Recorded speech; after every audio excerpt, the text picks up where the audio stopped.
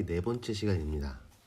지난 시간에는 오른손을 사용할 수 없는 왼손잡이 에훗을 통해 이스라엘을 구원하신 하나님의 말씀을 살펴보았습니다.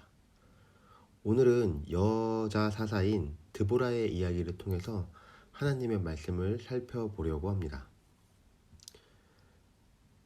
사사 에훗이 죽은 이후에 이스라엘 백성은 또 여호와의 목전에 악을 행하게 됩니다. 참 한결같죠. 이스라엘 백성들은 동일한 죄를 반복합니다. 이스라엘의 죄는 단순하고 일관적입니다. 하지만 하나님께서 이스라엘을 구원하시는 방법은 참으로 다양하고 창의적입니다. 문리엘을 통한 구원의 방식, 그리고 장애를 가지고 있었던 에훗을 통한 구원의 방식, 그리고 오늘 드보라를 통해서 이루어지는 하나님의 구원의 방식은 참으로 다양할 뿐만 아니라 우리의 생각을 뛰어넘는 것 같습니다. 지난 주일이 부활 주일이었습니다. 사실 예수님의 구원의 방식도 우리의 생각과는 완전히 다른 방식으로 이루어지죠. 이스라엘의 죄는 반복으로 악순환이 계속 이루어지지만 이와 더불어 하나님의 은혜와 자비의 고리도 반복되어진다는 것입니다. 이러한 반복을 통해서 이스라엘은 자기 스스로 구원할 수 없는 존재임을 나타내고 있습니다. 오직 사사를 통한 하나님만이 그들을 구원할 수 있음을 보여줍니다. 그리고 하나님은 자신의 백성을 구원하기를 원하십니다. 사사기 4장과 5장은 동일한 내용을 기록하고 있는데 4장은 내러티브의 이야기 형식으로 기록되어 있습니다. 5장은 그것을 찬양하는 노래로 되어져 있죠. 사사기 4장에서는 하나님은 하솔에서 통치하는 가나안의 왕 야빈과 그의 군대 장관인 시스라를 사용하십니다. 하솔이라는 곳은 어떤 곳일까요? 하솔이라는 지역은 가나안 땅 갈릴리 호수 북쪽에 위치하고 있습니다. 이스라엘 백성이 정착하기 전부터 가나안 원주민들이 거주하고 있던 곳이었고 원주민들에게 있어서는 종교적, 정치적, 군사적인 면에서 주요한 기능을 수행하던 곳이었습니다. 이 하솔이라는 지역은 여호수아 11장에 기록되어 있는데 여호수아는 그 하솔을 그 모든 나라의 머리라고 표현하고 있습니다. 그리고 여호수아는 가나안 정복 전쟁 시 하솔을 점령하게 되죠. 그리고 하솔을 다스리는 야빈 왕에게는 철병거가 900대나 있다고 기록되어 있습니다.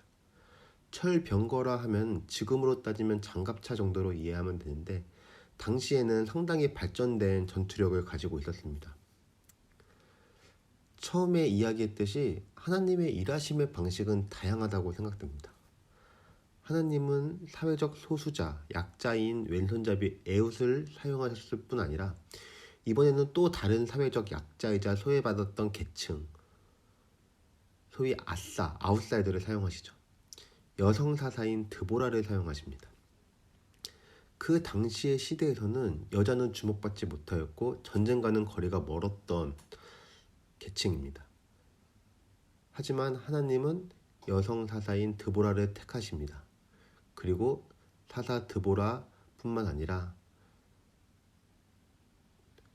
그와 더불어 함께 2명의 인물을 더 사용하십니다.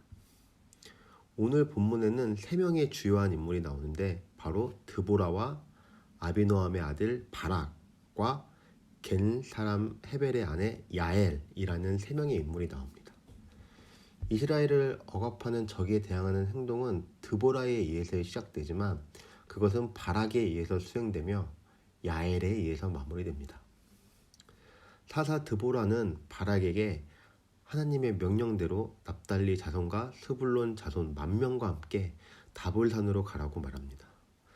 하지만 바락은 그렇게 용기가 있던 사람은 아니었던 것 같습니다. 하지만 이 용기 없는 자인 바락은 작은 용기를 내어서 드보라에게 이야기합니다. 당신이 나와 함께 간다면 나는 가겠으나 당신이 가지 않는다면 나도 가지 않겠습니다.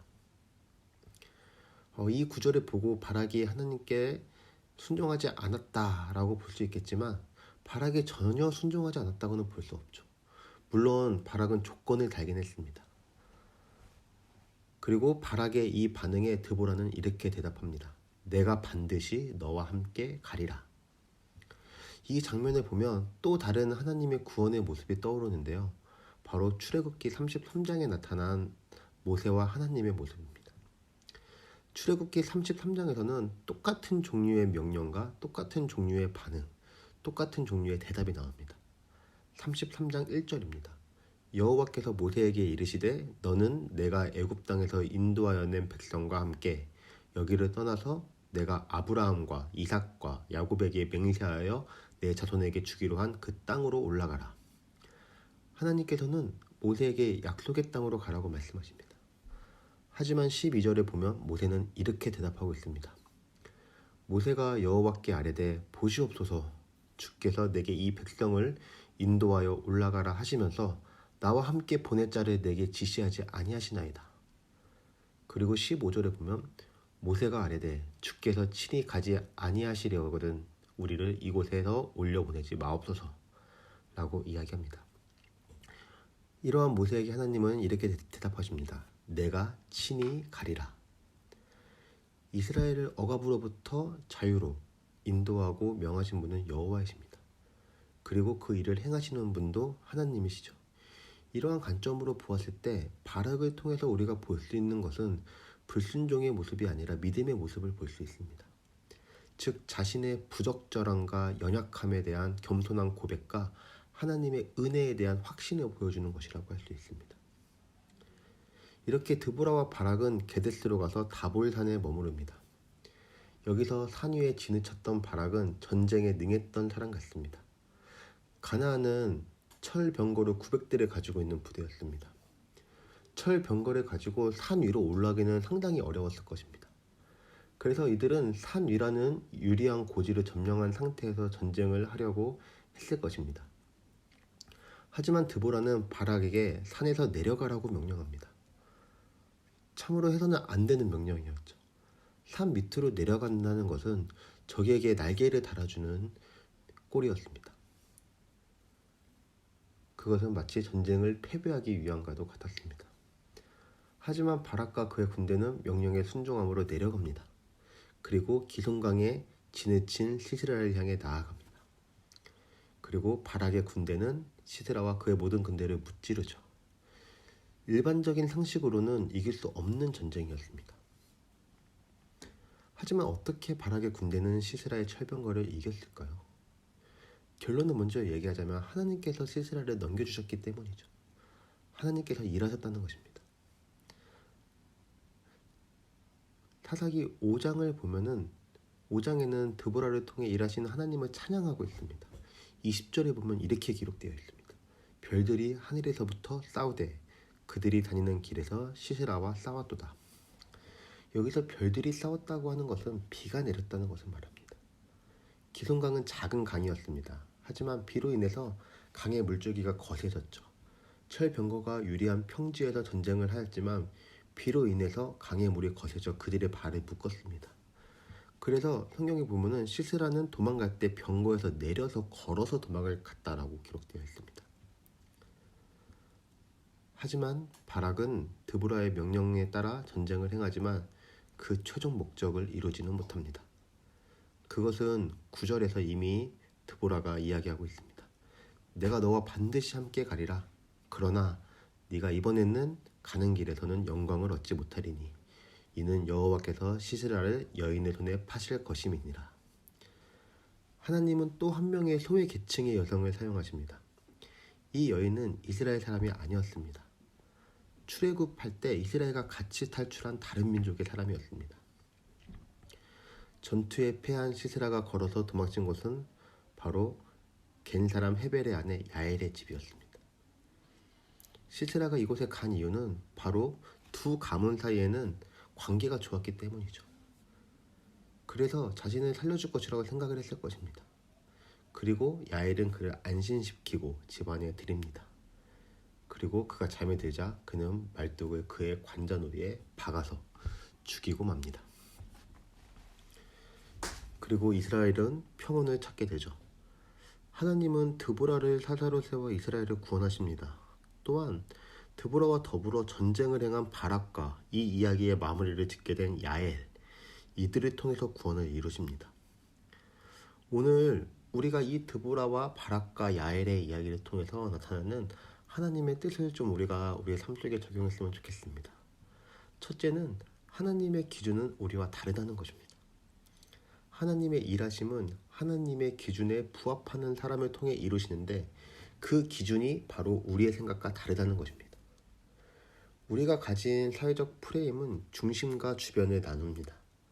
강자와 약자를 나눕니다. 남자와 여자를 나눕니다. 가진 자와 가지지 못한 자를 나눕니다. 하지만 오늘 이 사사기 4장 5장에서는 이 프레임을 무너뜨리죠. 이전에 에웃을 택하신 것과 같이 하나님은 세상이 바라보는 약자, 소외된 자인 여성 드보라를 선택하시고 사용하신다는 것입니다. 그를 통하여 이스라엘을 구원하시죠. 그리고 이방 여인은 야엘을 통해서 그 일을 마무리하십니다.